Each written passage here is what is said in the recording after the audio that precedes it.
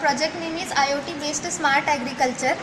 In our project we have the components like Arduino Uno microcontroller, pH sensor, soil moisture sensor, water level sensor, motor, Wi-Fi module, and also we have created the Android app to control the overall activities happening in the farm.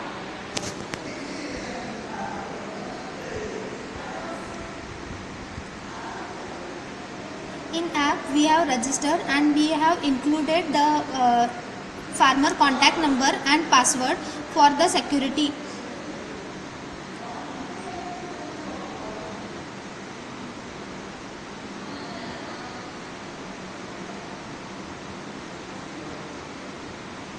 These two will be used for the registering.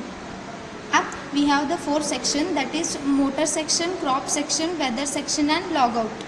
From all the sensors we are getting the input to the Arduino, and that input we are sending to the Android mobile through Wi-Fi module. We have the soil moisture sensor. We are detecting the moisture of the soil, and depending on that moisture we are controlling the water supply. If the soil is dry, then we will get the notification that soil is dry, and if the soil is dry, then we can turn on the motor to supply the water. The pH sensor, we are detecting the pH of the soil by this sensor, and for this soil we got the pH value as 5.9, and for this 5.9 pH value we are getting the which are all crops suitable for this soil on our Android app. In the crop section, these are the crops, these are suitable for 5.9 pH values. This is water level sensor. This we have used to detect the level of the water. If the level of the water is 0, then we can't there is no water in the well, and if the level is 1, then there will be water in the well, and we can start and stop the motor through the Android app. Here is the motor section in the Android app, and in this we have the again 2 subsection, that is start and stop. By this we can start the motor like this, and we will get the notification here. We'll get the notification as motor started successfully.